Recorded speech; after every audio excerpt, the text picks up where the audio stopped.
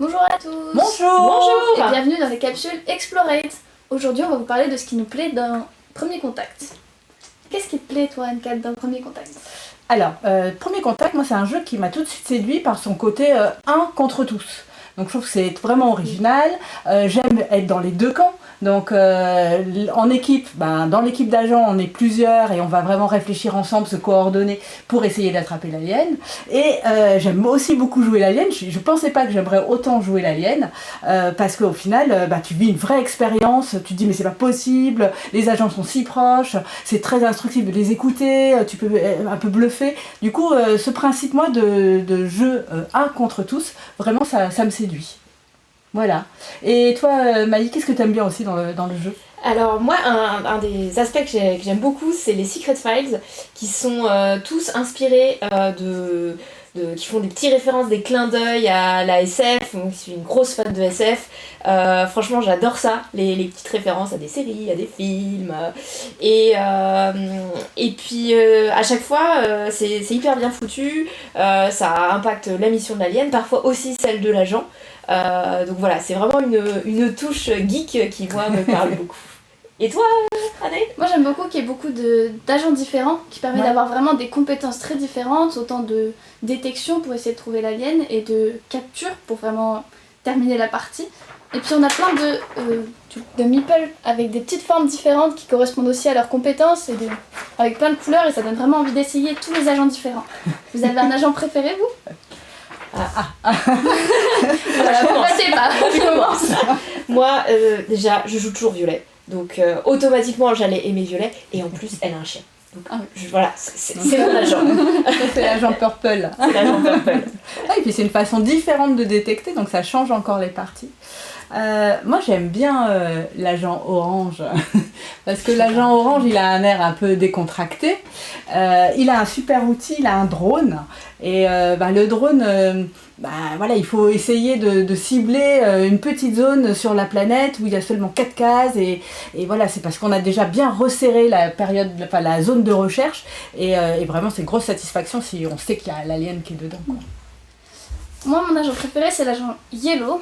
C'est un agent efficace. Il est rapide, il va directement à son objectif et puis il peut aussi détecter, donc il est très utile. Il est polyvalent. Voilà. Ah, je te retrouve bien là, Annelle. Maëlys, c'est quelque chose à ajouter sur le jeu ? Oui, dans les autres aspects que je trouve vraiment intéressants, il y a la simplicité du déroulement de la partie. Le tour de jeu, il est ultra simple. Ouais. L'alien se déplace, les agents se déplacent, utilisent leurs capacités et c'est fait. Ouais. Et du coup, c'est pas hyper long à expliquer, on rentre directement dans le jeu, on le prend très vite en main, les tours sont rapides, peuvent s'enchaîner et tout, et ça c'est vraiment un gros plus, parce qu'il y a des jeux où voilà, les tours de jeu ils sont quand même assez lourds, et là pour le coup c'est hyper fluide. Ouais.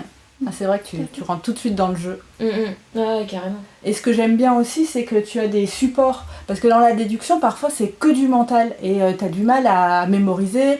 Ça peut être plus difficile à visualiser. Ça peut être plus difficile pour certaines joueuses.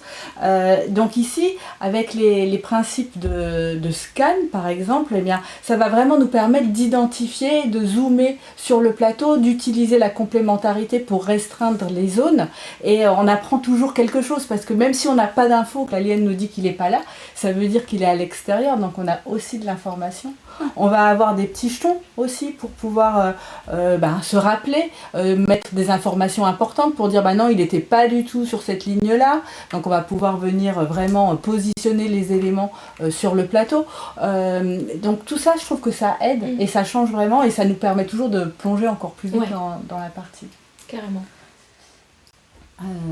En plus, on a des parties qui sont assez variées. Hein, voilà, on a plein de scénarios, et ce qui est bien avec ces scénarios, c'est qu'ils sont vraiment rejouables à l'infini, puisqu'on peut avoir des équipements très différents. On a tout un tas d'équipements, on a aussi beaucoup d'agents différents, comme je disais tout à l'heure, donc on peut vraiment avoir des parties très différentes. Parce que dans certains scénarios, c'est aux agents de choisir les agents qu'ils pourront choisir. Ouais. Donc on peut vraiment avoir beaucoup de variété. Et tu vas pouvoir, certains scénarios nous demandent de piocher des cartes équipement. Donc ça c'est pareil, tu peux démarrer par un scénario plus simple où il n'y a pas de carte d'équipement. Et après tu peux venir ajouter ces cartes équipement. Et moi je vous demandais, si vous regardez un peu les cartes équipement, est-ce qu'il y en a que vous préférez, qui vous plaisent particulièrement? Alors moi j'avoue que j'ai un faible pour le papier psychique du docteur. Mais pourquoi non? Il faut avoir la référence à une série britannique bien connue depuis des décennies. Donc toi c'est le papier psychique. Moi c'est l'overboard. C'est un peu pareil, c'est aussi une référence, voilà, c'est efficace, 9 pas, on peut fuir. Ah bah moi avec le papier psychique, l'alien peut traverser des cases via les agents, c'est hyper fort, ça se fait pas détecter, évidemment. Bah moi je vais rester sur, là j'ai un équipement pour les agents, moi je vais rester sur l'équipement technique et à nouveau le scan, parce que vraiment je trouve ça super chouette de pouvoir précisément placer son scan sur le plateau. Donc j'utiliserai bien le 3e œil, tu vois, c'est vraiment la carte qui va nous permettre encore de trouver une bonne zone de recherche. Et en plus de ces cartes équipement, on a aussi des cartes mission dans le jeu, qui permettent vraiment d'ajouter une complexité et de pouvoir rendre un scénario plus difficile pour tous les joueurs aguerris de déduction. Ça marche comment les cartes missions? Donc au début de la partie, les deux camps, l'alien et les agents, ils peuvent piocher une carte mission et ça leur donne donc soit une contrainte, soit un avantage pour l'autre camp à devoir réaliser dans la partie. Ok, c'est cool aussi. Donc c'est un module supplémentaire qu'on va retrouver aussi dans la boîte. Et ils ont tous aussi des petits clins d'œil à la science-fiction ou juste... Voilà, il y a le congrès en ville par exemple, tous les agents commencent la traque sur la même ville. Ah, ouais, c'est intéressant.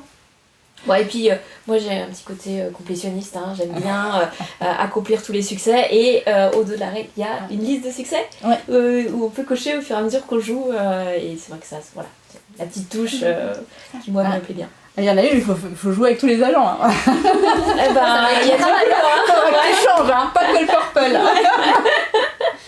Si vous voulez plus d'informations sur Premier Contact, vous pouvez nous retrouver sur la page Kickstarter et sur tous nos réseaux sociaux. A très bientôt dans les capsules Explorate. À bientôt. À bientôt.